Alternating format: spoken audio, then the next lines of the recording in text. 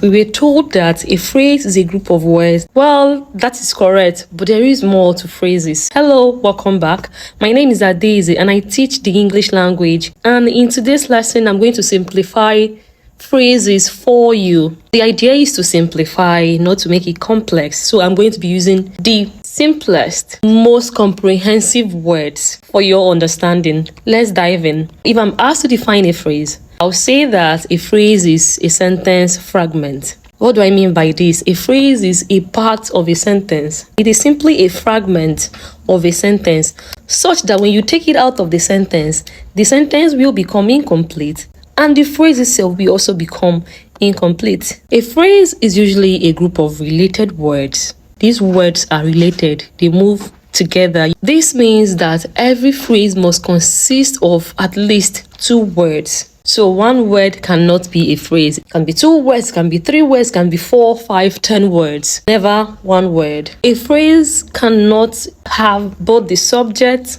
and the verb. If you have the subject and the verb in a context, you already have for yourself a sentence. That's all it takes to make a simple sentence.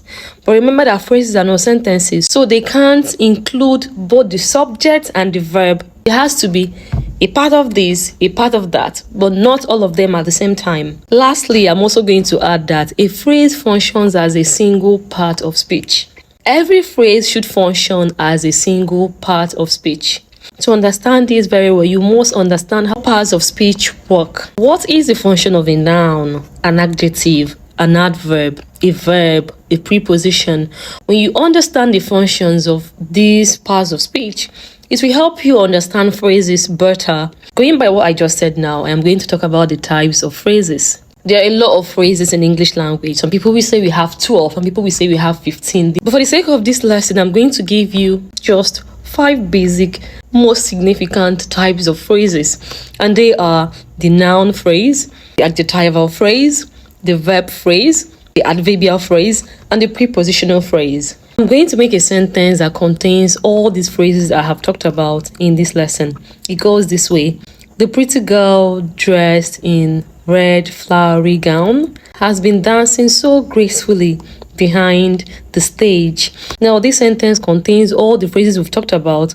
The first being the pretty girl, which is a noun phrase. It does the work of a noun. It is the subject of the sentence.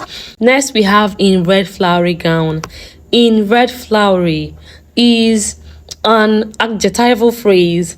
It modifies the gown. We also have a verb phrase, has been dancing, has been dancing. We have an adverbial phrase in that sentence, so gracefully.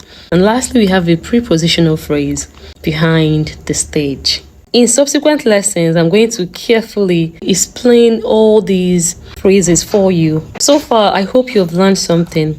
If you have, don't fail to leave me a comment in the comment section. Don't forget to tell me what next you want to learn, and I will be glad to talk about it. Again, my name is Adeze and I teach the English language. Thanks for stopping by, and I will see you in my next video. Bye!